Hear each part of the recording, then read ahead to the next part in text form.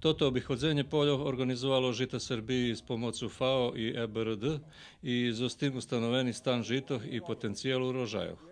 Konstatowane, že urožaji budu prosekovo, ale za 10% menší, jak prešlo roku, ktorý bol rekordný. Pre podlu chvíľu i kvalitet závna bude veľa podlejší. Međutim, porasti ne budu zadovoljni ani zo scenu, ktorú diktiruje svetová berza. My ostatní 5 roky u celým Švedce mali hyperprodukciju žitata, za lihoh po Švedci je steljo, že bi še cali Šved mohol s njima karmit z pol roka, a da za to čas nigdje njet ani jednej žatvi. To ti za lihi guraju cenu dolu. Od toho daraz vyskoča lokalni trgovišća, jak co našo, ta nam loňske žito teraz má ljepšu cenu jak tohoročne. Preto fachovci našich porastov sovjetuju naj ne ponahľajú predávať žito, ale že by čekali lepšiu cenu.